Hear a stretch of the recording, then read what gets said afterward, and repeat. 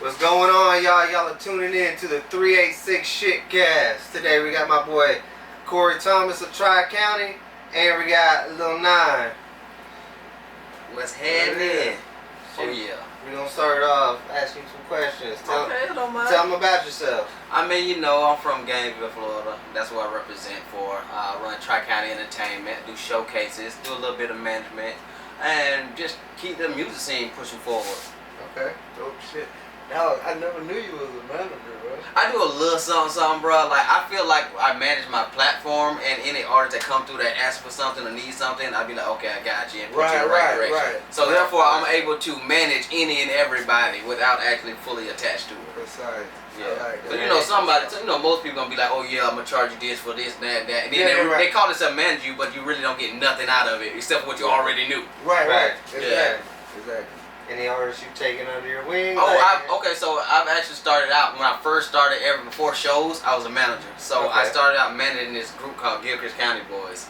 And they had like 3 songs. And I was like, man, this is raw. So that's actually how I got introduced to music. And then from there, it went on to Well Damn School. I managed a group called Well Damn School. And then I managed Shallow Drew.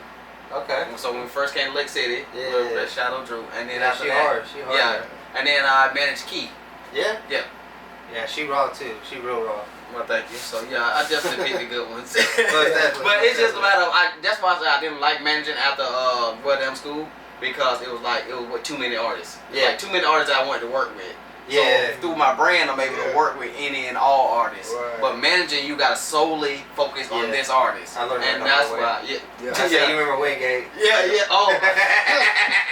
Do I? You tried to manage Wingate. But that's what it be like though. You think it's gonna be a good situation, and then it just turns south, and you be like. I didn't expect anything like easy, but homeboy, I sent him a track like, hey, get on this. It's gonna be for my album. They show you a he lot went of and good did promises. That track that I sent him with somebody else and said he didn't think there was a problem because I didn't put my verse on it yet. And I was like, the fact that you can't see the problem is the problem. That's the problem. You know what I'm saying? And ever since then, that's the only artist I got beef with. Wingate, fuck you. The only artist. No other artist I've had beef with in this city except for Wingate. The other shit, I just like to talk shit, y'all know what I'm saying? I say anything else I've had with artists, I ain't never really had no problems. Wingate, I got problems. I'm gonna slap that cracker. Yeah, all the smoke on it. He been on it. It's been years, bro. Yeah. Like, that's been years. I'll say he said too much sly shit behind closed doors and shit, but you gonna have to see me when you see me then, cause bitch, you was on that time, you gonna be on that time. I feel that. I say he was talking shit about my beliefs, like my religion, how I'm fake as fuck as an artist and other shit. Like, I don't know. But you see how a promising situation can turn south, because like you really want to invest in them and you really like take your time with them, then turn south. So I usually get out before all that happens, because it's just like, you know what, this ain't gonna work out. It happened out of nowhere. Like, bro, I started putting all this shit on platforms, hooking them up with shows and all that other shit. I took them out to at least 3 or 4 shows, and then when they did that with the song. But that's when you get them posts, be like, ain't nobody ever did shit for me, and this, that, and the third, and you be like, nobody? So that's one thing they can't say about me, boy. I look out for my people. Yeah, bro. But at the end of the day, though, everybody always feel like it sounds good to say nobody helped me. Oh yeah. And it's like, that's how we doing it. It's crazy how many people want to cry. That's bullshit, though, bro. Can't no man say that. Nah, bro. Can't no man say ain't nobody. I said there's been somebody. You can say it wasn't many people that helped you.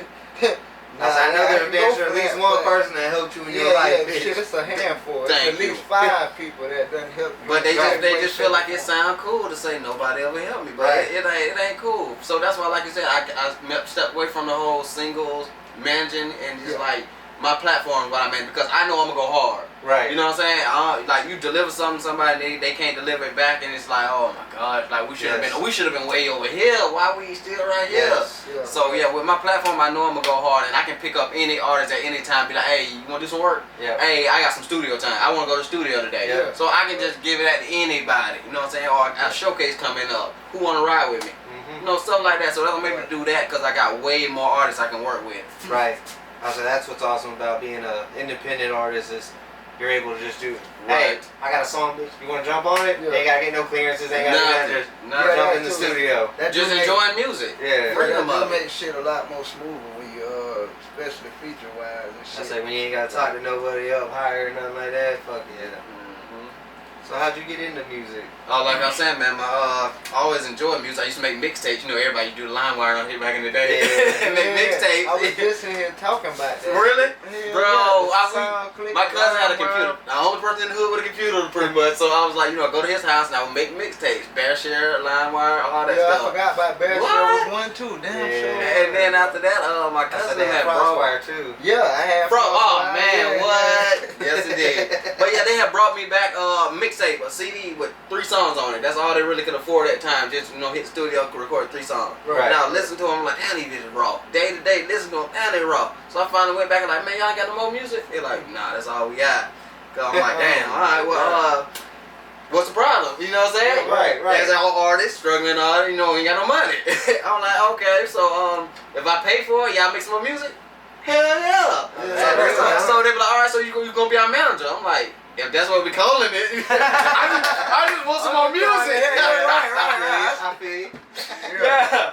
So y'all that's how I turn me started. into a fan. Don't leave me hanging. Bro, that's exactly what it was, bro. Yeah. And then we just went to rocking like that. We went back to the studio and we had dropped 5 tracks. Like 5, just out of nowhere. And we brought them back to the hood, like played it on the block. And out of them tracks, one of them was called GC. Where we from? GC. It was off that presidential beat. Okay. And man, the hood went crazy, bro. And we had a banger ever since then. Banger. Yeah. Everybody play that one song. Play that one song. Hell yeah. And from there, we remixed it for the football team. Okay. So that it played every Thursday and Friday on the loudspeaker. You can hear it in the hood every Thursday and Friday. Song? Yep. They're like, TJ, they playing y'all song. Hell yeah. Man, so it was going hard, bro. We made t-shirts. We had a whole movement behind it, bro. Then we did a Florida State song. They had that Gator Bait. Yeah. So we did a Florida State song, and we had a homeboy at the radio station, and he hooked us up. And as soon as they played the Gator Bait, they played our song right behind it. Oh, And we were like, okay, yeah. I'm pretty sure I heard that one because I lived in Gainesville from middle school till into high school. I went to Canal Paul, Lincoln Middle School, and then East Side. Yeah, man, that's when that song was rocking hard. Then they had Pearly White's song playing too. So we got in on that one. But it was about being smart and making music that targeted music. So when things were popular, we would go after that. Let's do this, let's do that, instead of just making hood songs all the time. I say that's been one thing that's been trying to learn across my team is make music we like, but you got to make music that the fans want to hear. Yeah. Right, and also relevant. Yeah. If it ain't, because they don't want to hear us rap for 3 fucking minutes straight. They want a catchy ass hook they can sing, and they want some bop in your verses. Right, and that's what a lot of artists don't understand. Your breakout song, like put some time into your breakout song. Stop with all that. Oh, I made this song in 5 minutes. That's why I really be forgetting it in 5 minutes because like you ain't really taking time to it. Your life work. Usually everybody album be their first album or their second maybe, but most time it's your first. Because that's your life's work. Right. So when you do it like that and you take time with it and you redo it, rewrite it. Like sometimes you gotta take your homeboy off the song. Sometimes you gotta do it. I had to do it. You done had to do it. You know what I'm saying? Sometimes if it's that song, like, hey, bro, listen, bro. I say this is you got to a certain level. Yeah, bro. I tell them, listen, if you don't come hard, you can't be on there, bro. You gotta have that Boosie and Weber relationship. Like, I'm coming at you. I'm coming for you. It's competition, but it's all love. Yeah, that's one thing I love about having a group, rewrite your verse. And that's what it's supposed to do. Because if it ain't there, it ain't there. But if your verse can stand, then okay, then. That's what I love about having a group. Because when we do get features that come in, if I don't sound good on it, hey Jacob, hey Christian, or hey Dad, you know what I mean? Because if I don't sound good on it, I know I'm gonna do it justice if I get somebody else. Right. And a lot of artists like, oh no, I'm gonna do. Listen, sometimes you gotta take a step back, let somebody else shine. Yeah, you gotta, man, for real. You know a lot of people hard. It's hard for a lot of people, man. They always. It's like when the fans start rolling in, they be like, I like this person more than that person. That always tear groups apart because it's like. You getting a fan base and you blowing up and you getting more spotlight and you doing this. It's like, man, bro, we love your group, but it's like I can't help who they like. Right. That's what I love about our group again, because we're so different that we get that from Christian gets it, I get it, and Jacob gets it. Bro, we're so different, but we go so well together. That's what I'm saying. I remember you told me the other night after the show, you said y'all was at a signing autographs. It's like, man, like that's an accomplishment right there. Like a lot of us got to understand. That was so freaking amazing, bro. Like, I say these little kids came over taking selfies with us. We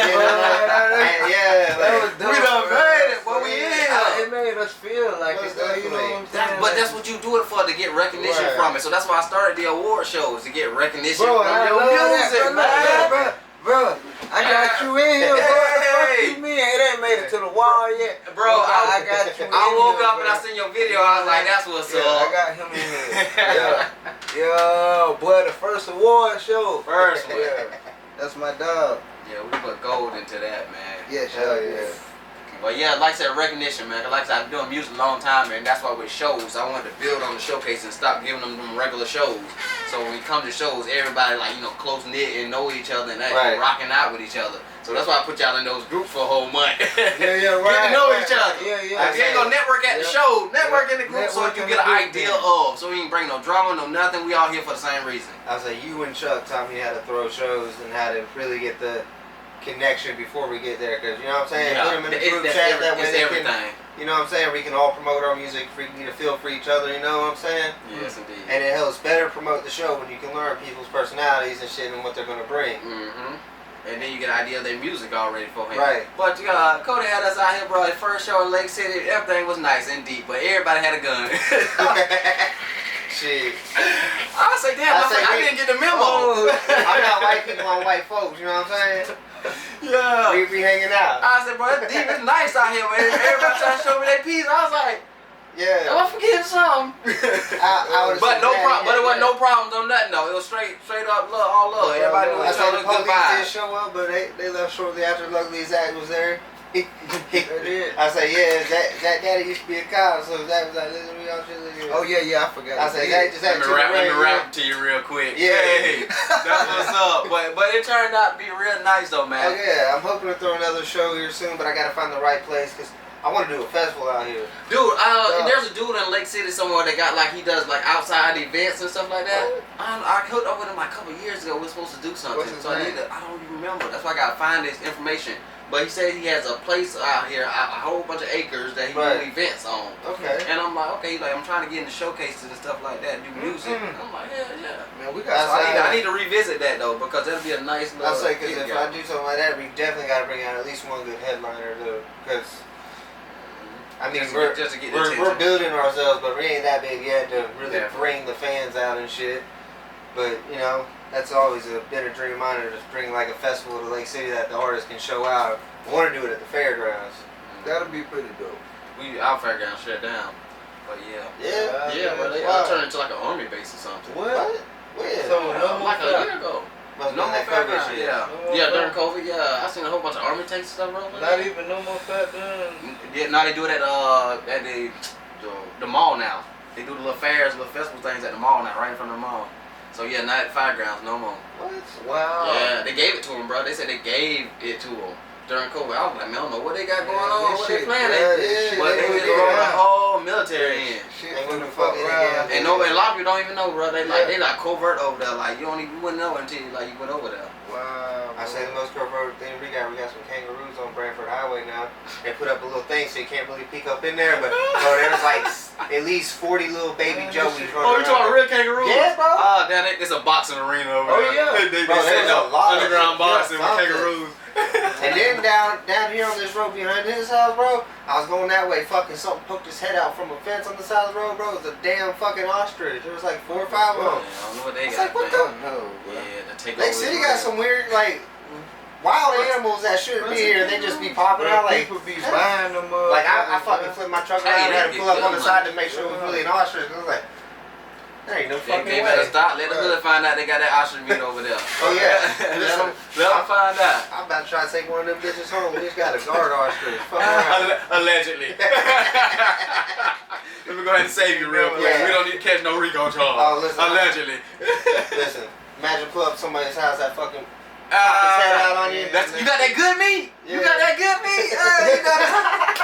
Cause listen, ostriches and them emus, them bitches are sketchy, bro. You ever looked at one of their eyes? No, Gophers, right? You know they used to change the ghetto chicken because of the fact that it was illegal. So they said ghetto chicken because that good meat. But last year they said they stopped the habitat of protecting gopher turtles. I said, oh, they done messed up, man. I say, ain't nothing like a good turtle soup. You can see people jumping out cars now. Go get him! Go get him! Like you ain't protected no more, nigga. We got your ass. Oh, yeah, y'all done made a comeback. Man. Damn, they extinct. They gotta be extinct now, boy. That's crazy. Yeah, man. Hey, about the last, I didn't know y'all had a little event down there in Gainesville. What it was, Tuesday? Oh yeah, they do Taco Tuesdays. Danny B them. Yeah. Shout out Danny B. Yeah, Doja pulled up on us. Yeah. I was like, what's up, bro? Yeah, he told me, he showed me some little footage, man. I seen her get down. Yeah, I like that. Definitely, man. I like that. I said, my brother, get back into that. Yes, definitely. Yeah. And that's the hard part, though, bro. When you've been gone for so long, you've been showcase after showcase on the road, doing everything, award show, music, summit, and then getting back in, you be like, dang. Done kind of died down. It ain't what it was. Like, dang, I remember a show every week down there. I'm telling you. Man, BMI would cut me a good little check. Yeah, they was. But that's why I stepped back though, right there. Just like you said, bro. I stepped back because, like, okay, doing all these shows for what reason? A lot of artists don't even know why they here or what's going on. So it's like the ones that know you can actually do BMI for the showcase and stuff like that. And then, so getting to the topic of what we was talking about is paying for shows. Yeah. So it's like, don't pay for shows if you ain't ready to pay for shows. If you ain't willing to invest in yourself and get back a return, you're a business. You know what I'm saying? If you don't know how the business side of it work, you shouldn't be out here doing shows and stuff like that. And don't be paying for shows just because you think, oh yeah, I'm open for Lil Baby. You know what I'm saying? Those are the worst If you shows. don't mesh with that fucking artist, don't book them shows. Not only that, I say because a lot of artists think, oh, because that's my favorite rapper, I'm a rapper like them. No, you're not. Or I'm gonna get signed. Yeah, you by gotta, them. But the thing they don't understand is the person that you opening for is not the person that's cutting the checks. No, They're working. They're working too. 9 times out of 10, when we book a show, the headlining artist gonna sit in their fucking RV or whatever and don't give a fuck about you. Yep, because they just need you to sell out a show in your hometown. They need your help. But at the same time too, it's supposed to be 50-50 give. Like if I'm gonna tell that show I'm gonna work for you, then at least you have decency to be inside the building and actually show your the fan base can mash. I said one thing I say, Trailer Made, the whole record label, all of them were in and out the building the whole night watching the show, giving praise and shit. Yeah. We've opened up for other bigger artists, and you know, we didn't get shit. We didn't even get a handshake, none. Shit, Yellow Wolf, he was one of the coolest ones we met, and we weren't even opening for him. Pulled us up on stage and everything at Jacksonville. Oh, that's nice. That's nice. See, that's what I'm saying. You showed a different level of artists and the respect they have for I say it's crazy because like Yellow Wolf's a way bigger artist than some of these artists we done shit with, and they act like they too good to even be like, hey, what's up? And then that's what it is though, bro. It's like, who are they? You know what I'm saying? In this music game, it's all about a name for yourself. What you done? Who are you? So it's like you gotta have a hit under your belt. You gotta have some kind of popularity under your belt. Because a lot of artists, mainstream artists that's still up and coming, you don't know who they is until you like what song they made. Oh, I remember that song. You don't know their name. Somebody just told me an artist that was coming to Gainesville, and I was like, who? And he was like, oh, the dude that sang that. I'm like, oh, why did you say that? I don't know that dude by name. Like, he ain't out there like that. Definitely not his name, but his work is. So I get it from a standpoint of, like I said, artists, like I said, you gotta have some kind of accountability. You gotta have some kind of level or leverage. Definitely coming in the music game, you gotta have some kind of leverage. So as an up and coming artist, like I said, before you get on the show scene, it's like I see a lot of people get up there and they perform, they do great, and then they give out their social or their links, and it's like, where your music at? Oh, it's coming soon. You just jumped up here and performed with no music. Oh yeah, I've seen a lot of that. People where can I find your music? They won't go and do something. Or artists will get up there, they perform and just leave. Don't even tell you what their music is. You just gave a good ass sales pitch for a product that you don't have. The fuck. I said that's never made sense to me. If you ain't got the music ready, why are you performing? Because, bitch, I got CDs at what you need. Alright, but so to get to it, bro, like I said, the groundwork. Every artist needs to understand that there is groundwork. Because when I started managing, bro, and we thought we were just gonna put out some music and gonna blow. That's everybody at first initial thought getting in the game. Oh yeah, we raw, you know what I'm saying? It's us versus everybody. We gonna put this out and we gonna blow. Nah, then when I actually start doing shows and actually start meeting people and stuff like that, it's like, oh damn. There's a whole nother side of this shit. Oh yeah, a whole nother side. Yeah, there's a whole lot of time. And then, like I said, I never wanted to blow and be rich and famous and all that. I just wanted to actually, you know what I'm saying, did something. But we had a chance to open for Young Jeezy, and it was like over $5,000 they wanted. And I'm like, looking at my bank account, I'm like, But then I was like, I started understanding, like, damn, they actually like. Jesus ain't gonna know us at the end of the show. Jesus ain't gonna flow with us in the show. Like, what am I actually finna pay $5,000 for? Right. You know what I'm saying? So I was like, okay, nah, I'm not gonna pay that shit. Cause it's like $5,000. we ain't even invested $5,000 in our damn self. Exactly. So it's like, no, we need to come back to the groundwork. I And said then that was do what this, that made me think. Like all this money I've been investing in showcases, the gas to get there, this and that. Put it back in the music, the merch, whatever. You're gonna get further because the showcases were to develop yourself as an artist on stage. There you go. Right. And you know what I'm saying, develop your style because Correct. on stage is way different than in the booth. Way different. And then also, it's also to test your songs. You're supposed to test your music and see how it resonates with a crowd. Right. So it's always about stage presence. Like I said, learning stage presence. A lot of artists don't have it. A lot of artists, like when Gorilla first got signed, you can see some of her early footage. She don't even know how to hold a mic. She don't even know how to engage a crowd. Yeah. So they actually take you through training programs so that you actually learn how to be a well-established artist. Right. And but with our training program, is this what we got right now? These showcases and stuff like that. So you're paying $10 to $30 to get on them, but you should know why you're on it and what you're going for. Right. You're investing in yourself. Most people, I just want a big crowd. I just want a big crowd. I get it, but work your way up to that because I feel like you get more ownership when the crowd is there for you and they know they're there for you versus you worried about somebody else's crowd. Yeah. You there as an artist, but you brought one person with you while somebody else brought 10. You Right. didn't do your job as an artist because you're invested in this show as well. So the outcome of this show is between all of us, not between the promoter. It's between us because the people are coming to see us and not his ad. He invested his money into this show, putting this together. Right. It's up to us to sell this shit because that's what they come to see. We're the product. Right. So artists aren't seeing it the right way. I wish promoters would still like do flyers and shit because we get shows in High Dive and stuff, but they ain't promoting it around the city like they used to. You know what I'm saying? Nobody knows there's a show going on at High Dive. You know what I'm saying? Yeah, he do basic promotion though. I'm gonna give he do basic promotion. He puts you on his like little team line out or whatever you got coming up for the week. Right. He will do that. But as far as there's no extra. No, he's not doing no extra. He's only promoting you right into his fan base, and now he's not going heavy on it. No, not at all. But on the other end of it is your end. What are you bringing to the table? Your fan base, this, that, and third. Because I know me and him done shows, and I don't think I got a problem with it. He aggravated his hell. That's the only problem I got with it. Yeah, actually, but I got no problem with him. I went, where the flyers? Like, give me some flyers. I'll go pass them out. But you know what I'm saying? Like, at least you have some flyers or something you can give the artist or something to go pass out. Yeah. Because I'll sit out there I'll come fucking 1 o'clock in the afternoon, hand out flyers all day. We're right here downtown in Gainesville.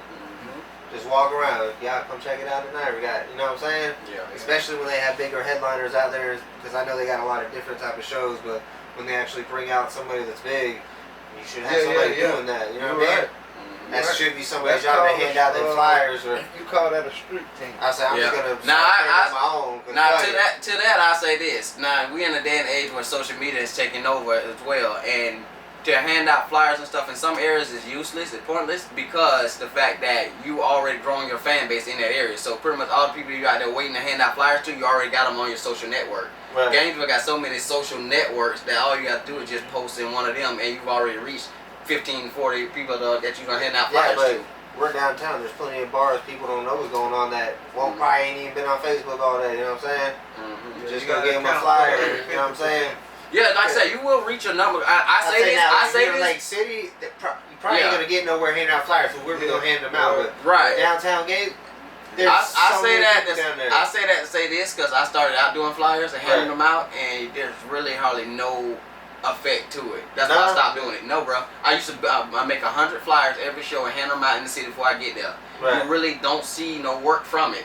So I started doing ads. I started running ads because you can see the results from it. You can see when people clicked on it and everything like that. Flyers got me no different, like build up a crowd or nothing. And that's why I say that because I did it for years. I even used to burn CDs for the shows, 100 CDs to give out at shows. And I just gave them away then in the early stages, just give them away. But then I started thinking like, damn, how you know who listened to it? How you gonna benefit from it? None of that. That's why I got the QR codes on mine. Yeah, so now I need to get these people to go from here to my links so I can start upping my music song because the numbers is what's selling nowadays. Numbers. But if I'm giving you music and I'm giving you this and that, you're not giving me the numbers. So if I'm giving you music, I need to sell it to you. I need the CD needs to be sold. Because therefore, the money and the time and the effort I put into it, at least I'm making something back from that. Because I'm not going to see it on the numbers and streams in. So why would I just give it away then? You see what I'm saying? Now, if I want to give you something, I can give you a link to whichever song. You can listen for free. Right. And then buy the other ones. Right. My homeboy has a website, bro, with over 15 albums on it. All his work, everything. He owns his own domain and everything. And he gives away free music. He gets emails and do email blasts. And I'm like, damn, that's a really good way to set yourself up as an artist, because for years, like, your music is gonna keep elevating, keep reaching more and more people. And all they gotta do is go on here, sign up, and they can buy your music right then and there. So you ain't gotta go through the middleman and all this and that. So I'm like, damn. So it does be beneficial in a way, and I can see it from both ends. Like I said, I started out managing the group to throwing on my own shows. Because I'm like, damn, people throwing shows weird, and then people perform and they go in their corners and shit like that. It's like, artists gotta understand, you are the showcase. Right. You are the showcase, so why are y'all against each other? Right. You know what I'm saying? Like, who the best, who the best, it don't matter. I never understood that shit. I don't get it, bro, because like I said, we all here. it's one of them simple-minded things. It's like, we are the show. Right.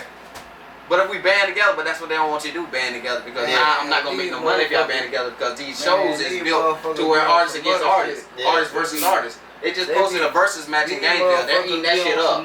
Yeah. Who's the best? Who's the best? Or they're eating the shit up, bro. When the music, everybody got different styles. So I can listen to you and I can listen to you. I can listen to both of y'all. Well, why y'all gotta go against each other? Or if y'all made a feature together, oh shit. Right. I'm happy as fuck as a fan. Right. So it's like, why y'all letting people put y'all against each other? That's one thing I love to do is reach out to artists and do some songs. I always did, bro.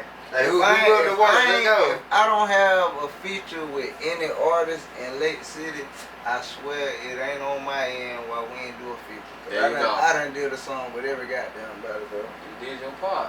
I did my shit. I mean, if you too trash, it might not. Nah, well, you can do a song, but it ain't gonna make the final. If you pay me, I still do it. I'm down my garbage deal. You heard money talk, boy. If you gon' money talk. I mean, at the end of the day, though, like I said, it's a business. So if somebody paying them, they paying them for his work. That's all right. What easy say? Shit, they stepping on all them seats. They bought them. Well, I'm telling you, yeah, right? What my boy say? They bought them. Boom. Already. Well said. You right. I'm telling you, bitch. Hey, I done got what I wanted out of this shit. Yeah, fucking no. Bro said they printed all them seats. They stepping on. Yeah, they bought them. Yeah, damn, that made perfect sense. You selling me out, my boy? Yeah, Fuck it. I don't care if you listen or not. I just make my money. Yeah, I done made my money, bitch. Yeah. I got what I wanted out of your motherfucking ass. There you go. Keep it moving. I say, since we're in this new day and age, what have you found the best to promote music now? Social media, man. Social media, but having it organized and structured to where you can promote it well. Because giving them the whole song on Facebook is a dumb idea. Yeah. Because they're gonna. Why would I go to your other links that you actually get monetized if I can listen to the whole song on Facebook? Yeah. I won't do it. It don't make sense. Yeah. But if you're giving me a snippet on Facebook and it got my interest, I'm like, okay. Now I'm gonna click the link to hear the rest of the song. So most artists are bad at advertising themselves, promoting themselves, because it's like, you just gave me everything I need. I'm not going nowhere else. And on top of that too is the part that you're giving me, I don't like. So why would I go listen to the rest if you just gave me? Like, you didn't market yourself well to where it's like, okay, who is this? You know what I'm saying? Give me something. Your catch line is supposed to be, boom, is your catch line. But if you're not catching with your catch line, I'm not intrigued. Or your artwork, I'm not intrigued. We used to put out 45-second clips for videos. Now we put out like 10 seconds maybe. Like I said, 10 to 15, because bitch, they already seen half the video. Because they ain't doing nothing but flipping back through the same goddamn scene. That's right. I say, because Wody Boys did a whole bunch on the fucking preview. Because they also did a whole bunch on the video, but you know what I'm saying? Like, I've had videos like the previews do way more than the video did. Yep. You know what I'm saying? But that's every artist though, man. Like, that's where they're stuck at. Like, the previews be down near everything. It's like, okay, preview. That's why it's hard. You gotta try the preview with the video now. But yeah, you got. That's why I do shit on TikTok instead of Facebook. I'll promote it the preview on there. I wouldn't want to drop a little snippet on my. I wouldn't want to drop my preview without my whole video link. Like, I wouldn't want to, because like you said, I've seen somebody preview hit like 4,000 and videos at 200. Yeah. Cause it's like, I done seen that shit. Bro, that shit. Cause they're like, oh, I've already seen that video scrolling by.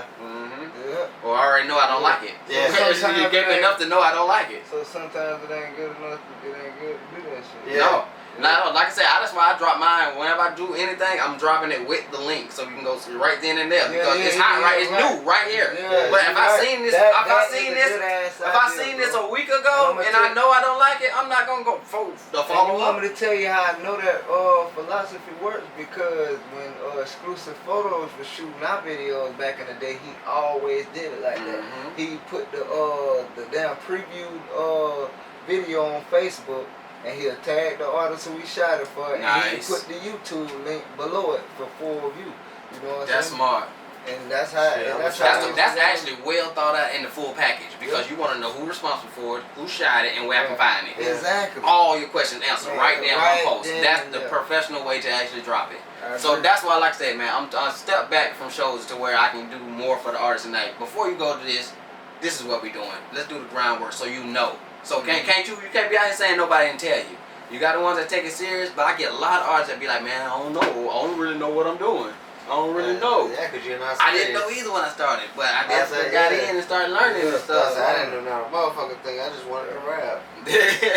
That's what it is. I think that's how all this started. Yeah, that's how all this fall into. We just want, like, we chasing a dream. Yeah, but if you really want it, you gotta figure out what you gotta do next. Like, yeah, right. I say I didn't want to learn how to do my own mixing and mastering or learn how to run a studio, but I did because he's not always available. Top Flight's not always available. I ain't always got money to go to the studio. Yeah. You pay $200, buy a laptop, you got one at the fucking house that sounds just as good, bro. I say people be sleep on just because the studio look good don't mean the quality's gonna be better once you got the house. Exactly. You said that one. As long as you got a nice fucking that little back thing or something on the top of the microphone. Right. Yeah, you ain't stacking. And then you know what have you're my doing songs behind that computer? Everything. Bruh. You just bruh. Especially when you got a bit that fuck with you that'll teach you how to do it. Oh man, boy. Man, you'll be a fool not to learn that shit. Yeah, for real. And so speaking on that, bro, like you said, at shows, bro, when people see you performing, you don't know what the outcome could be.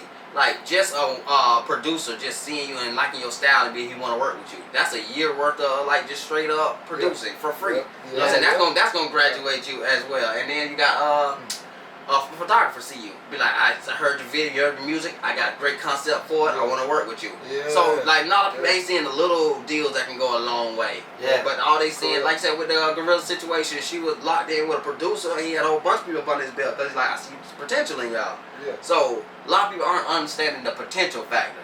The potential is worth thousands to millions of dollars. Right. It ain't that you're a great artist or you're this, you're that. You got potential. Right. Like I see what you're doing, but you're doing it the wrong way. Right. You're good, but you're doing it wrong. So somebody gonna come and elevate you and be like, okay, this is what you're doing, but this is what you need to be doing. This is why people not taking you serious. Right. So somebody gonna show you how. Okay, boom. That's why a lot of people say manager, but a manager only managing what you got going on, and then you got artist development. That's the one that develops you and shows you like you're on the stage wrong, or you're doing this wrong, or your music is not edited, or like I said, like radio version of your song. That's performance version of your song, and then the final version of your song.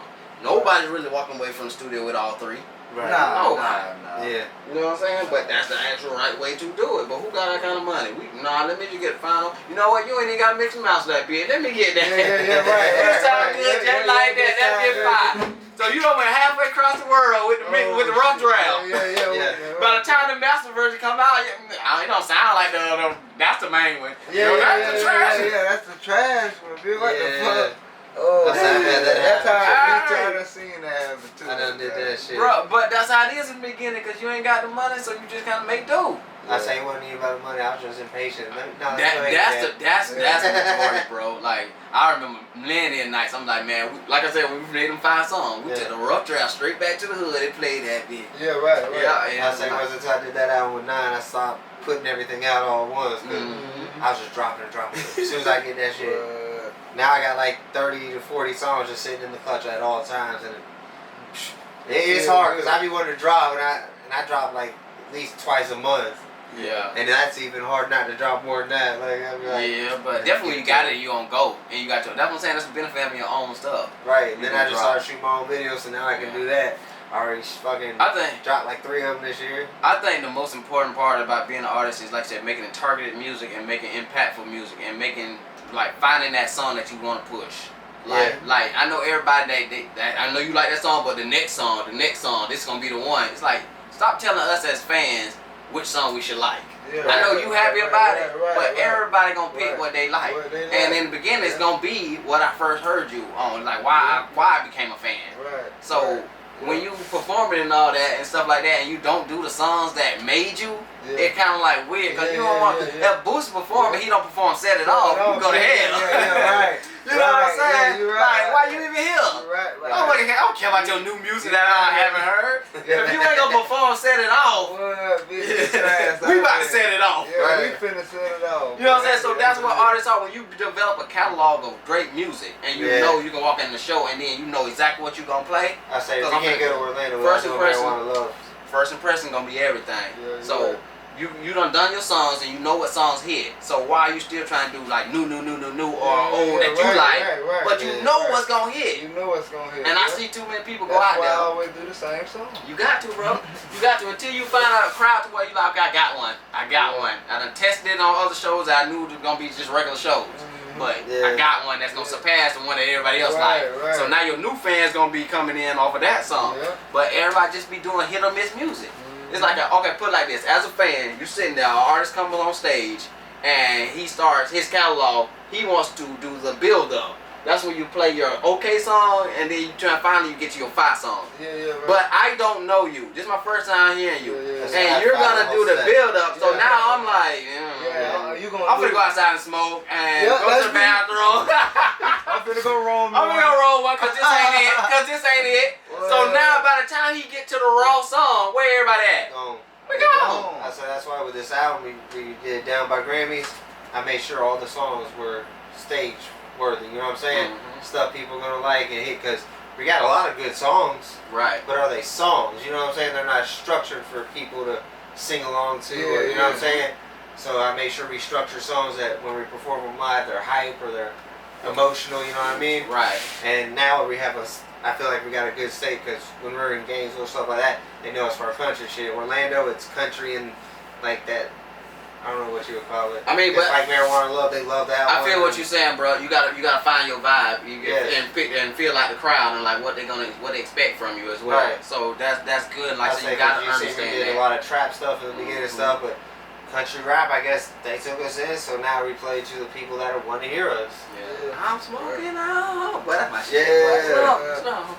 But yeah, and then like I said, the weed festivals and weed market is in right now, so definitely that's something some country stoners making country hits. Yeah, but I think you should market it more into the platform or the realm of where it's hitting at. Yeah. Because if you do more into the weed festival, the weed pages, social media, all that stuff to where that's where the song is golden at. Yeah. Like fucking, we did that down here. We just dropped that one. My dad's verse on TikTok went viral. Like it went like 40,000 views or some shit. You know what I'm saying? Yeah. And that's nice. You know, because we found the lane that we can market to, and I know the lane. You know what I'm saying? I got the connections in it now. I know what I need to do to keep it steady building. And slowly, brick by brick, we're gonna get where we need to. Because I done got plugged in with the right people. As long as you follow the formula, you're gonna get good. You're gonna meet people, bro, on the road. You're gonna meet people that's gonna get you to the next level. That's the main fucking thing is making them connections, y'all. Boom. Don't fucking leave the show as soon as you fucking perform. Because every show we go to, Lil Nine, how long do I stay? We stay to the end. Until the main headline is on. They usually gone. But like you said though, bro, the biggest thing is you got some network. Cause like, again, a showcase. What it give it? What it's providing you with? It's providing you with a pool of fans, a pool of potential, a pool of a lot of things it's providing you with. So if you're out there shaking hands and somebody be like, hey, I'm a such and such, I'm a such and such, or I'm a promoter as well. Okay, so now you just went from one stage to a whole nother stage off of networking. And then also somebody in there that be like, bro, I got a studio, you know what I'm saying? We're going to invest in you, we're going to do this. I say we come across some good opportunities just from fans. You know what I'm saying? Bro, fans put you in there. Oh, I know somebody that do music, I know this and that, and they'll brag about you and everything. Oh, yeah. And they spend money. Listen, bro, your friends ain't shit. Your family ain't shit, boy. These people these strangers you meet that start liking you, bro, they spend money on merch. They try to book you shows. Which goes to show you that your best friends is the people that's in that building with you. Because we all in this for the same thing. We all love music. Your friends, they gonna support you. But they ain't showing up or they don't want to pay at the door. Or they've already been to a show. They don't, you know what I'm saying? They feel like I've seen you once before, and now they in the hood telling bad shit about you. Oh, nah, I ain't about all that. They're like, damn, okay, you were never a fan. Oh, you know I don't listen to that rap. Yeah, shit like that. You know what I'm saying? I was saying, then we get the people, oh, I didn't see it, but then you get to the show, and then you get that, like, you're amazing, you're awesome. Yeah. Finally, somebody gets it. I say, but then you get them closet supporters too, and I hate that the most. They gotta go in your inbox to support you. Support is support, Cody. Support is support, Cody. Support is support, but if you can't congratulate me, and, you know. I mean, think about all the people that didn't even take the time to even write you or text you. It's like at least post, but you're gonna come in my inbox about it. If you couldn't like or share a post. The other ones won't even come in your inbox. They won't even acknowledge at all. Listen, so you gotta take there's levels to the shit. I take it as a compliment, but at the same time, backhand compliment. Backhand or shared my stuff. That would have meant more to me than your words. Yes, that shows your support. Because your words mean shit without actions. So you coming in my inbox telling me all this shit. It's action. How come you didn't? But you want. It is an action, but you didn't support. Exactly. That's good action. Yeah. You know what I'm saying? Because we're all artists. We're all trying to eat. There's plenty of money for everybody, and people like to be stingy and not give a helping hand. And again, though, that goes into the fact of understanding. Like, a lot of people don't understand how the best way they can help y'all as artists. Right. Like you said, they think complimenting stuff is amazing, but no, it's actually sharing, hitting the share button. Well, sometimes it be other artists. Yeah. They know. It do be other artists as well sometimes, but in the end. Like, they'll see you at the show, but wait till you're outside by yourself. They're like, oh yeah, bro, you was dope on stage. Like, that's weird to me. Why you wait till I was all the way out here by myself? Bro, I've learned that y'all have a hard problem at giving, like, credit where credit is due. And I've heard a lot of artists say this out of their own mouth. It's just like, bro, I just don't fuck with other people like that. Yeah, but we're the people that's in here with you, in the trenches with you. Right, that's why it's weird. I say anybody that supports me, I'm going to support you back. I try to give as much credit as I can to anybody that actually fucks with us. You know what I'm saying? Because if you share my shit, I'm going to share your shit. You like my shit, I'm going to make sure I like and comment.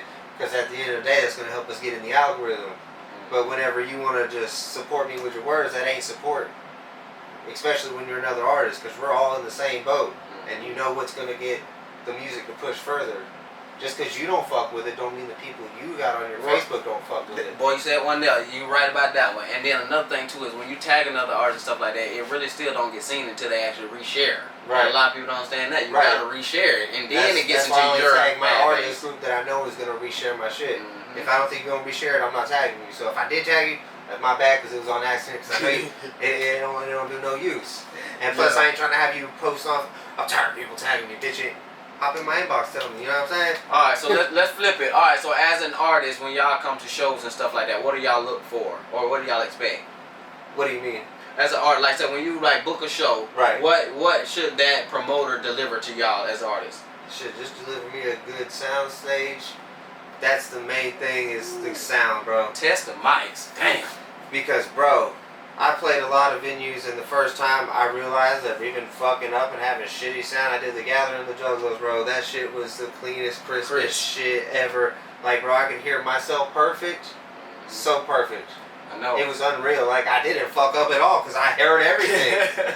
Just like at Hideout the other night, I kept telling the sound dude, turn it up. Because I couldn't fucking hear myself. And if I can't hear the music, how am I supposed to rap to it? That's another thing too, man. Showing up early on time and doing a mic check. Right. A lot of artists don't show up on time. Well, we showed up an hour early and they was already letting people in, and they're like, "Oh, we can't run a sound check." Nah, but y'all, we're gonna have to send everybody over here to tell you to turn that shit up like we told you first time. Because it need to be turned up. That's why they got a great system, but it was not level right. You gotta get it done right. But that's the main thing I look for when I do book shows is the good sound system. And just be courteous to your artists. Don't try to fucking rip them off. Because a lot of these promoters are out there just to make their money.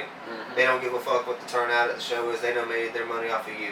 There you go. And that's why when people are like, oh, sell some tickets and you get out of the slot, I'd much rather that than you be like, you pay me. You know what I'm saying? Because I got some footwork to put in. You got to sell the tickets to get where you're going anyway. Damn right. So you prefer to sell tickets? I would rather pay for it, but I feel like that's an easy cop out. Okay. If I can sell the tickets, it makes me feel better as an artist. Right. Because I know those people are coming to the show. Yeah. And I know they're coming to see me. Now that's my thing too, bro. I tried to do tickets so the artist can make money, because I'm like, okay, it's a win-win. They can make some money. Right. They wouldn't sell the tickets. Yeah, they would give them their friends. I say people be on some weird shit like, oh, I ain't selling them tickets. Yeah, so I they ain't were gonna pay for promotion. they rather pay for. So when I see it, I'll be like, okay, so I just add that into the package because it's like I gotta do the promotion because you just told me you don't want to do it. Yeah. Or you don't have the fan base to do it because I try to make sure I promote into an artist page and try to at least get them 3 to 4 people to come out on the show behalf. Right. Even if it ain't on their behalf, on the show behalf. I say you because see every I gotta show do you your come job. to, we at least bring 5 or 6 people, at least. Yeah. Because if you ain't got no people, at least you got some people in the crowd can hype them up. Yeah. So my Fake thing, it till you make it. for real. my biggest thing, bro, has always been a give and take on showcases, and I feel like a lot of people don't. It's always hit or miss because artists got to like that. You are the show, so you should be trying to pack your car. Why are you coming to a show by your damn self? When you got 3 4 seats back there, like, just grab any and everybody and let's ride. And that should be on every artist band. So every artist, all you have to do is bring 5 people, 4 to 5 people. That's it. And the shows will be packed every time. Yeah. You know what I'm saying? Every time you will have a great crowd. And then the artist controls the show. So if the artist stays inside, they leave and then people go with them. right, I'm saying, so that's what I was just talking about. If the artist stays inside, you control the crowd that came with you or with you because they come to see you. And if you go outside, they going outside. Right. So the artist, if y'all 20 are controlling the show, y'all should be locked in. Okay, boom, boom, boom. Are you finna buck? Alright, bro. Hey, bro, come back inside. I'm finna support my homeboy. You know what I'm saying? When you get shows like that, bro, they golden because it's like, damn, everybody did everything right. But you hardly get that to where it's like they respecting each other and they actually are a show because you bought into this show. Yeah. You know what I'm saying? When you agreed or signed up, you bought into the show. So now the outcome of it is part of your responsibility as well. Yeah. And that's another thing I like about how y'all run y'all shows down there. Y'all actually give people breakdown. Now we're gonna take a break for a minute, man. Y'all know y'all wanna go smoke y'all weed and all that, you know what I'm saying? Go ahead and your building, take 5, you know what I'm saying? We come back. You know what I'm saying? I think that works out good. Yeah, definitely. That lets them get that all in and out at that time, then come back. Now I like to sneak out. They be like, oh yeah, Cody's in here chilling, all of a sudden I'm gone. You know what I'm saying? Hey. I trick them out. That's why the last show, I was like, I'm gonna give out CDs, catch me outside, but you gotta wait till after Country Trail. Right.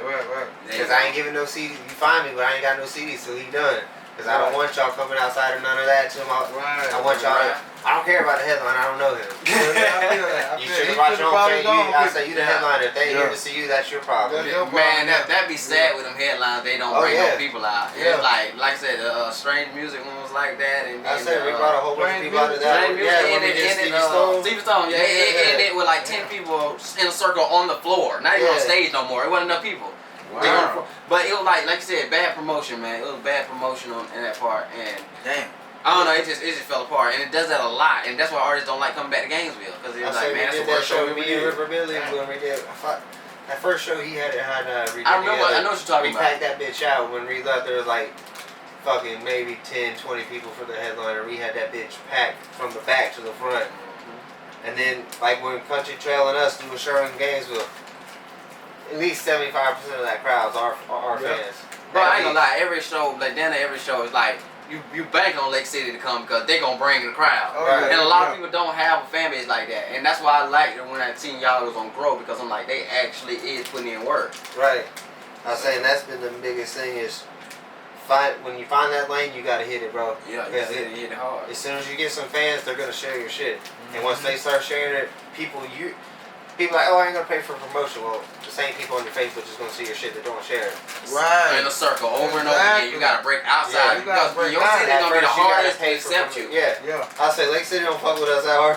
Know what I'm saying? Your city always last. Fort White is where we're from, and they really fuck with us. That's a small town. You know what I'm saying? And we do country rap. They're a small country town. They eat that shit up. I say, but Lake City, man, they don't be fucking with us like that. Orlando's our biggest supporter. Damn, for real? Yeah. Wow. Shit, fucking overseas is me and him. Like mine and his tape we put out. That's where we get the most views is from overseas. In Malaysia, fucking Germany, and fucking Italy and That's shit. good though. You gotta put the music out there, like out there. Not like say most people like rely on their hometown, bro. Yeah, like they rely on it. They be want to be the best in their hometown. It's like there's a whole world out there. You worrying about what people think right here. No, yeah. Stop that. I don't care what nobody in the city got going on.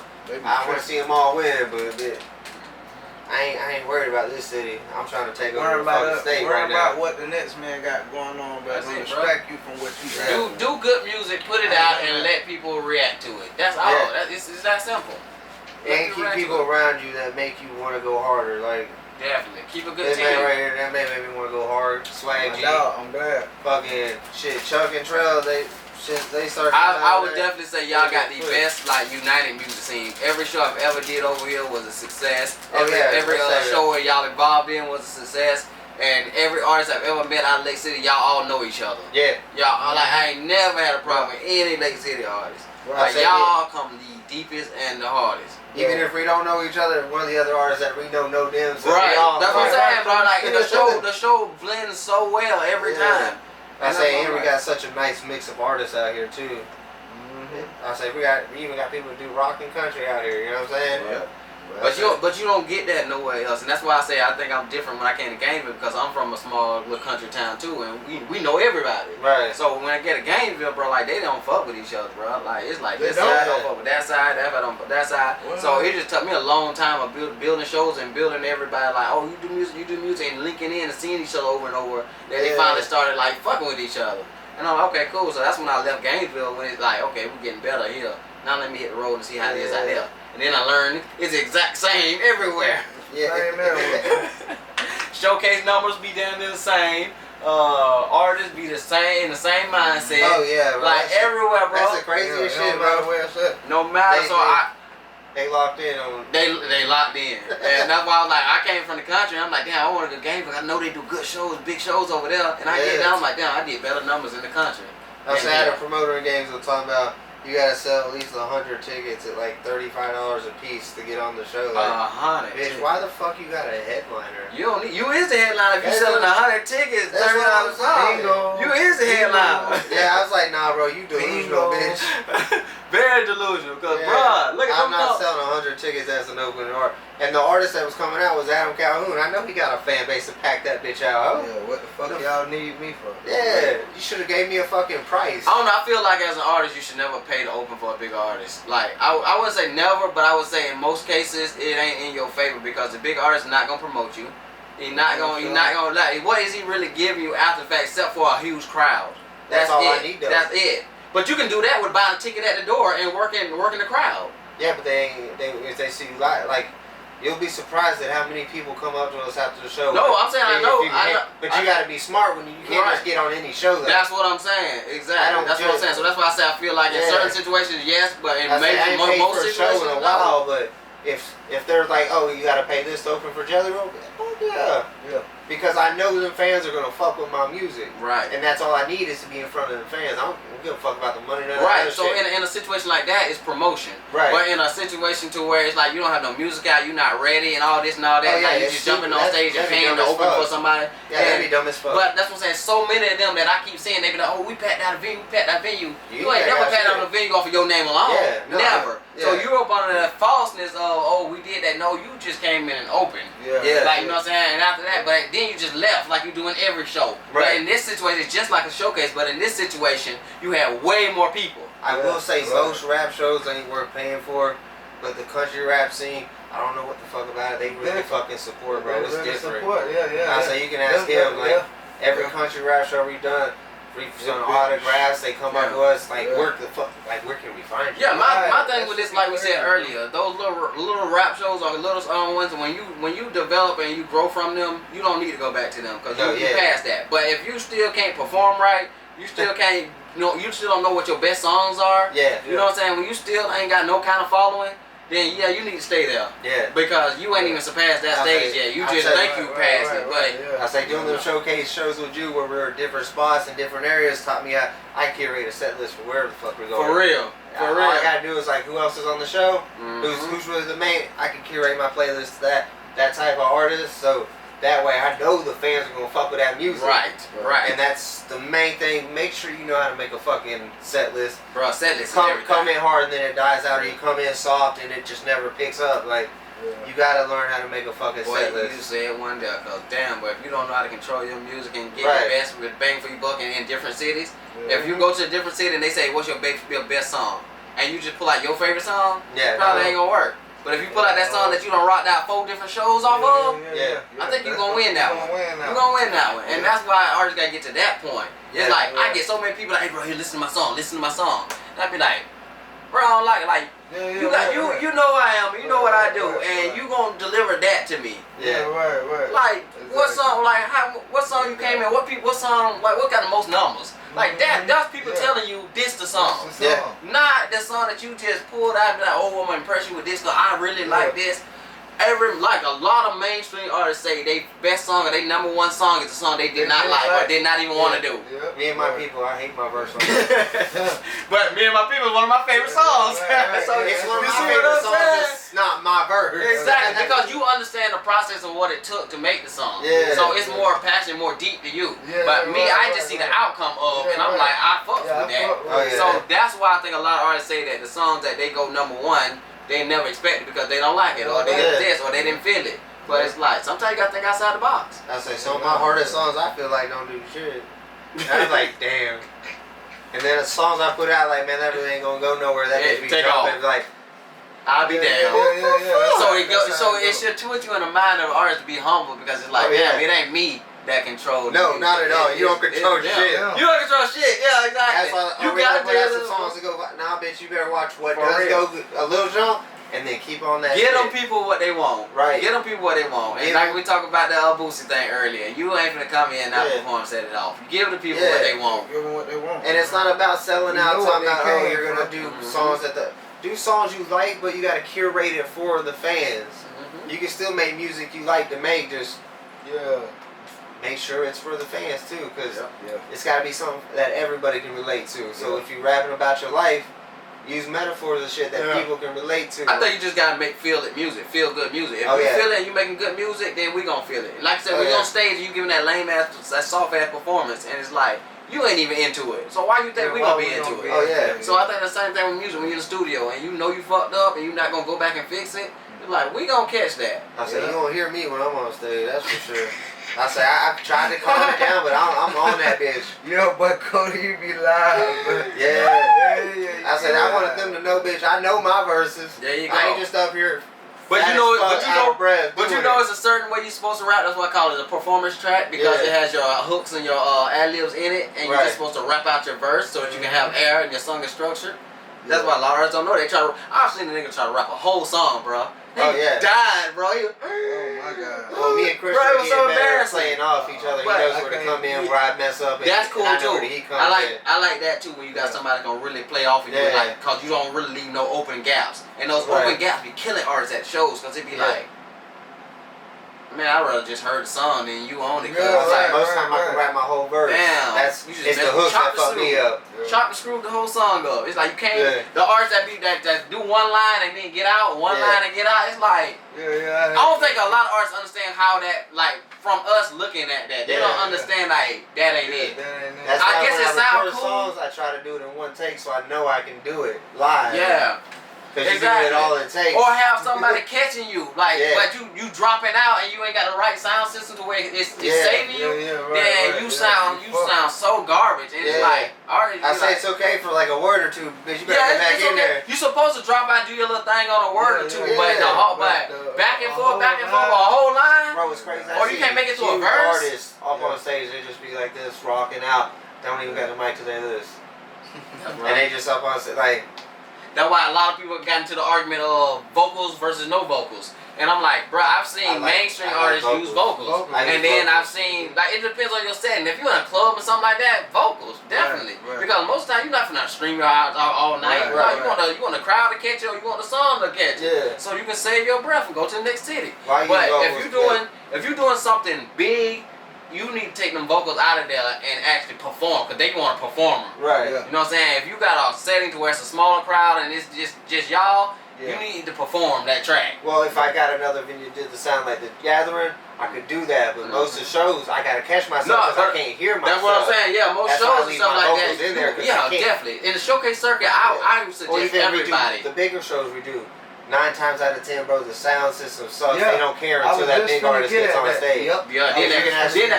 Bro, I dive through that all the time, bro, because they sound one way with the locals, and then when the main shit on there, it sounds perfect. professional. Yeah. That's because they got their sound guy running the shit. Yeah, because he ain't taking that shit. Yeah. Fix that right now. That's my biggest problem with venues is, like, bro, we've gone down to Soundbar in Orlando a few times and had the shittiest fucking sound, and they got such a nice sound system. Yeah. Yes. They be the DJ, like you said, they be the DJ a lot. And it's crazy, like, bro, if you don't know how to work this shit, why the fuck are you behind here? I've had DJs, bro, I paid DJs to do shows, bro, that couldn't even use the mixer board. Like, they would just press the button, do that. I say Mello and fucking Chuck are two of my favorites. They really try to make sure that shit sounds right. Because those are two real DJs. The first time I ever worked with Chuck, bro. DJ Anthony, yeah, the first time I ever worked with Chuck, bro, he was on point, bro. Yeah. Like, I'm like, okay, that's what's up. Like, she hooked me up. I say, even when me and him were kind of going through it, hey, you want to fucking DJ this show? Yeah, y'all going through it, but y'all definitely kept it like, it was like, like when y'all did show together, yeah, for real. Like, I knew something was wrong, but at the same time, too, is. Well, because me and Chuck, I guess we were on the same way. Like, I thought his posts were about me, and he thought mine were. Yeah, y'all. It was more of general statements. It was like, both of y'all. And at a certain point, we were like, fuck it. Yeah, that's why I told him, I said, bro, if I'm doing a show, I ain't doing it without both of y'all, so I don't care. Like, it ain't gonna be right. Yeah, it ain't gonna be right, because I met both of y'all at the same time. Yeah, I love Chuck, man. He's my dog.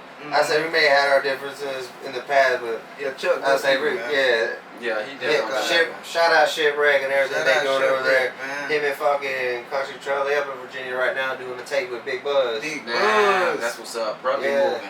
But yeah, man. So like I said, music gonna take places, but always do it for you and have fun. Yes. Have fun, because when you hit that road and you actually get signed, you're working non-stop. So they take the fun out of it because I'm saying working. a lot of artists don't understand what the fuck goes into it. Because They I basically manage our group, and Christian and Jacob, they know what goes on and shit. But I'm talking about, like, most artists, when they got something like in their group or something, and they don't really push their shit, bro.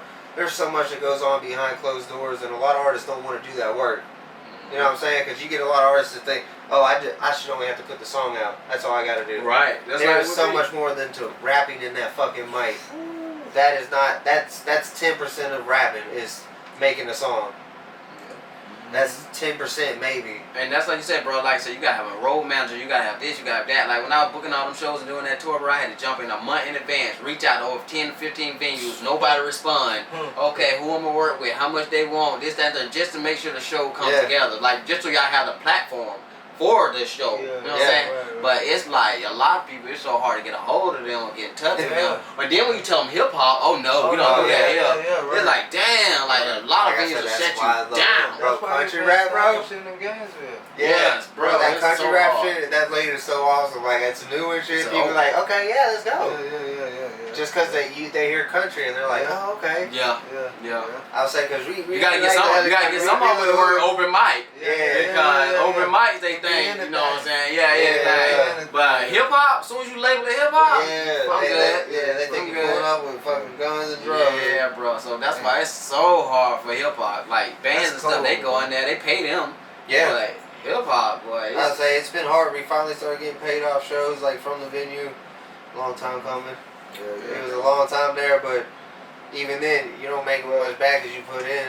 No, not at all. That's why I say before you even step out the door, man, you gotta have a solid plan. And now music is playing quarters. And be There's ready 4 to quarters spend in music. money. So you gotta be ready to invest. So you gotta have your budget up front. Yeah. You gotta know what your project is, how many songs going on it, and your target range, your age range, and your target factor. What cities I'm gonna do, how I'm gonna break out.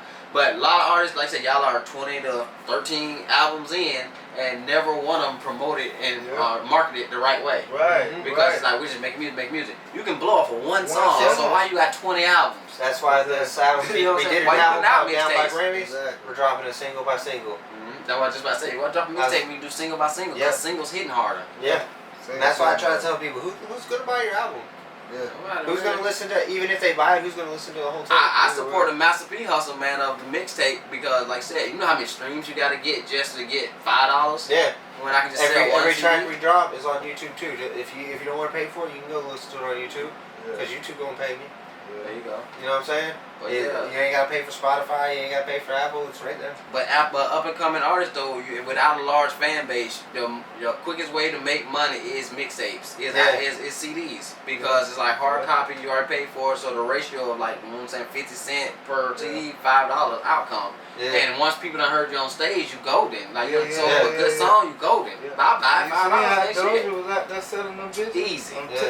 Easy. But that's the way it works, and that's where you're supposed to be set up for you. I got 200 CDs, and I gave them out to people that actually wanted them. You know what I'm saying? Had that QR code on there. Scan that with your phone. You ain't got a CD player? Well, this will take you where you need to go. Marketing. I say the CD's just so you can see our names and know who the fuck we are.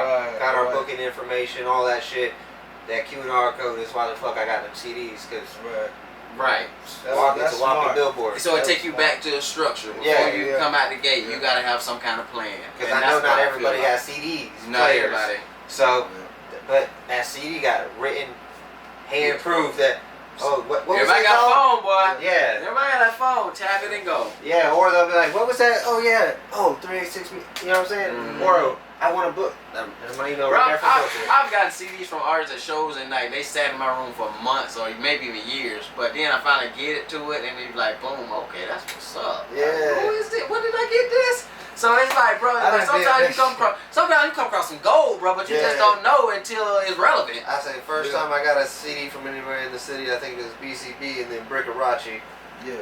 That one right before he got locked up, that one he was promoting. Yeah, I say Tricounty, he was the one that got Raw Young and blown. Right. I say if it wasn't for Brick, Raw wouldn't have blown up like that. Got you. Yeah, I say because Brick was blown up, they were going down to Miami and shit. He got locked up and Raw just kept it pushing what they was building together. Right. But that's how you do though, bro. Oh yeah, but it was off that CD that I heard who that was, and that's probably how he got started popping down there in Miami. Yeah. Working them mixtapes. But see, they had a plan, they had a strategy to hit the streets hard. Yeah, that's what it was in the beginning though. Like before, like social media era took over, you had to have a whole bunch of CDs. You had to be hustling in the streets, and and they had to hit in the clubs and stuff like that. And you would break out before you know it. Boom, you got the hottest song in the whole area. Yeah. What Papa Duck, Fuck Boy? Yeah. That song hit hard, but once it hit hard. Yeah. Big Bud, A Boy. Yeah. That song hit hard when it hit. You got a whole bunch of like one hits, like, but they didn't know how to market themselves back then. Yeah. So they had the crowd and stuff that they can hit the streets and the hoods and be popular, but they ain't make no money because they ain't have like the social media era of it. That's like if you listen to Papa Duck, he'll say a whole bunch on that. That's what I love about the social media era. You can really, you start popping, start slanging your shit to these people. Exactly. Old songs, they knew now. Yep. They knew that. They knew. That's why I don't like when somebody like, that's an old song. This an old song. Man, music is timeless. Yeah. Like, stop playing dates on. Especially when you ain't shit. Ain't nobody heard that. Nobody. And you always got a new fan every day, just pushing in a different area. Market here and then move your to here to here to here. Keep it moving around so that you're not. What happens a lot of is giving too much to the fans. Like, you just drop some again. Like, share here and then over there and then come back around. So now, okay, boom, alright, cool. Give me time to digest the first project. So separate it and come back around. I say that's why we've been doing videos for each song on the album so far. We drop shit in between, but I don't care if those songs do much, you know what I'm saying? Those are just fillers, like filler episodes. You know what I'm saying? That way you feel like you're getting something from us, you know what I'm saying? And then we're gonna hit you with some good shit. It's like, we're never gonna put out some fillers. Yeah, what is this shit? Get back to the fight. It's a good episode, but it's the information that you needed to build up into the episode. Right. So, okay, bet. So the album dropped some love here and there songs that just come out. So in between like the actual album songs we drop some free shit. That way. Because not everybody got money. Somebody looking for the free shit, man. Yeah. So, and a lot of the times we've been dropping like our trap shit and our rock stuff because, like I said, country rap is what's really getting us traction and we're moving. So that's the shit we try to market the best. Okay. So them songs in between, I drop a little trap shit, a little rock shit here and there. Shit that I like to do that may not be for the fans that I got right now, but once you get bigger, they can go look back, oh shit, what is this? Yeah. I didn't know they did that type of music. Yeah. So you in a management situation now? Yeah. Okay. Or artist development? Yeah. Pretty much both. Okay. the guy, his name J Dub or whatever, his stuff called JW Management, you know what I'm saying? But he's putting us in a lot of different, because he's already been established in the industry. He knows a lot of people. But what he's trying to do with us as artists, he's trying to make sure we got all our ducks in a row before he present us to the people that he know that got the money to put us where we need. Right, because you don't want to come and show them something that's not ready. Yeah. Exactly. It's like, that's exactly, because that's gonna make. What are they doing? How are their numbers? Like, they're gonna ask all them questions. Right. No, thank you, we'll pass. Because right now, Slip and Slide got an artist with 5,000 Instagram followers. That's it. Slip and Slide. Sign Slip and Slide right now. That's crazy. So it's like Slip and Slide will sign underground artists, but you got to present them something. Show them that you're consistent. Show them that you are doing numbers and you got good quality music. And it don't take 30, 40 songs to do that. You can have at least 5 or 10 and show potential. It's like, oh yeah, I see where you're going with this. Like, I can work with it. Because the person with the money gonna be willing to, I can either invest in this or I not. Yeah. But what's gonna make me invest in this? So when you present your music to people, they gotta feel it. They gotta be like, this the one. This the one. Right. You know what I'm saying? When dude found Justin Bieber and he was like, oh yeah, that dude spent his life savings. Yeah. Like, he almost went broke until Ashton Roth I Love College song hit. That man was on the edge of bankruptcy. Like, he had spent everything. I didn't even know that. So a lot of people don't know Justin Bieber is here today because of Ashton Roth I Love College song. Christian's gonna be one of them artists. I'm gonna push him. He all the time talking about, oh, I might not rap. No, bitch, you got to. Yeah, I think Christian got to rap. He the best artist in our group. Like, he has a really good sound. I'll say he's got a good sound. His flow's good. His lyrics are top notch. And him and Lil Nas, I think those two should blow. They should have been blown. Especially Nas, he's been doing it for so long. Yeah, but it's just about exposure, timing. Right place, right time, exposure. I'll say if social media was like it was now, when y'all drop Back to the City, y'all have yeah, we'd have been. I'll say, because their BCB stuff, man, they was remixing like hit songs and they sounded better than like they do shit over the Lil Wayne shit. That shit's so hard. They do something over Jeezy so hard. Everything they did was hard. What it was, I'm saying, you'd be like, because at first, because he be sounding like Wayne on the track and back in the day. And like, is that Wayne? No, nah. So you started out rapping? Oh yeah. Oh, then okay, all right. I said, I know Nas for rapping. That's why people like, oh yeah, Nas. I said, nah, you gotta hear him rap though too. Yeah. My man be on. I started out rapping in the 2nd grade though. Okay. Well, you know Chris Brown was a rapper, but singing the one that catch. Yeah, Bro, hard too. Yeah, but singing the one that catch. Singing the one that caught. So now I don't want to hear you rap. Yeah. It was just sad because that man like rapping. Right. But it is what it is. Exactly. You gotta give them what they want, bro. But I bet you, somewhere he got a whole bunch of written songs that he just can't release. Yeah, I already know. But because he's like, you gotta win some kind of way. Yeah. Shit, I drop them. Fuck it. Drop it under a different name. You know what I'm saying? Different name, And then they're like, oh, this shit start blowing.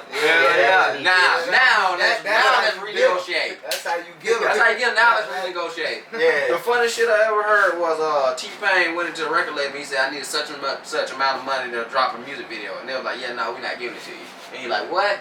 He's like, yeah, nah, kids nowadays are shooting doing millions of views off of their phones. So why would I give you this much money for a music video? And it's like, damn. You got a point there. Creativity, bro. Creativity lacks in so much money on videos, bro. I know some fucking labels spend like $1 million on a video. Got to. Why? You see how much Homeboy said it costs to market one song? Yeah, spend that on marketing. Why are you spending it on shooting the video? Yeah, exactly. Right. Bitch, we ain't shooting a movie. Yeah, exactly. Now if you're shooting like a, you got a good movie type idea for the little, short little piece, but short and quick. Half of these fucking videos are just people rapping in front of cars and bitches. Why the fuck you spend $500,000? Because you can rap in front of cars and bitches different than the other person. That's what they be doing. Yeah, you can do it. That shit. That's so funny. Bro, I think my car better than my bitch better. Yeah. So let's do the same video, but a little bit better. Yeah. When I like concept videos, like go get your homies and play parts. You know what I'm saying? Play roles. Right. Them videos hit better because now I'm watching something. Yeah. Because we try to be different with each video, but sometimes you just end up rapping. You create a reason for me to stay engaged. A lot. That's called creating a reason for a person to stay engaged. Yep. You're not gonna lose elevating. Yeah. But a lot of that goes back to money, man. Budget. What you working with? Money budget. I ain't got 2 locations. How much? $2 2 locations for the 100, 150, 4 locations for the 7. Let me get them 2. Yeah. Let me get them 2. That's why I just started shooting my own videos. Shout out Top Flight. Dwayne shot it. Hey, bro, I mean, he's so good, but again, I like to shoot a lot of videos, and good quality is expensive. Yep. Dylan damn sure worth the fucking money. I give him that. He's worth the money, 100%, but I'm poor. But at the end of the day, though, too, bro, it's about getting the concept out there, the idea out there. Somebody gonna buy it. If it hit strike, somebody gonna buy it. So whether it's a low budget concept or whatever. I've seen bitches blow up off of shit that did not look good. Not at all, bro. I've seen the rough drafts blow up. Like a lot of rough draft versions blow up because it's the idea of the song, not the song, not the song or professional studio. No, it's the idea. It's a raw song. You made it next to nothing. Old Town Road, $40 beat down there. Yeah, so it's just about the quality of the song and the impact of the song. And that's what you can't deny. Never know what's gonna blow. I look at my streams every day so I know what to push. Because this week it might be me and my people, next week it might be down here. I just think a lot of artists like just give too much. They don't spend the right amount of time promoting this, that, third. So we like 30 down the line. It's like, damn, bro, that first one was good. Like, why you stop? I still promote me and my people. I ain't lost with you. Because Fetty Wap shot Trap Queen for a year before somebody finally like, okay, you might have something here. 1 year of shopping that song around before somebody said you might have something. And then a songwriter. Artists can be songwriters. You ain't gotta just be the main artist. You can sell your music, but artists be like, oh, I ain't selling my music. I wrote that. Money. Once I figure out where the real good money at for selling, I'm gonna start selling my shit. That's how I wrote one for 9. I wrote like 3 or 4 for my dad. Like, bitch, I don't care. See, you already established songwriter. You already established. I'm just waiting for the money yet. Yeah. Because right now I'm gonna write for my people and give it to them free till somebody come along with a good offer. But you know you can actually register online to be a songwriter and then submit your music in for people to actually see what they want. Yeah, you can register online to be a songwriter. I didn't know that. There's a whole bunch of songwriters. I didn't write a screenplay too. I'm just a writer. Playboy Now was just telling me some shit about that, bro. Yeah, bro, there's like a whole association over there in Orlando that meet and do songs and exchange beats and everything. Write music. And actually they got people that buy their music. So you just gotta be a part of it. Then online, there's places that you can write jingles. You can write jingles and then a radio station. Yeah, bro. So there's like open opportunity. You just gotta like say keep looking and finding out and meeting people and how they linked in. I talking shit about putting the footwork in. I guess I ain't doing enough.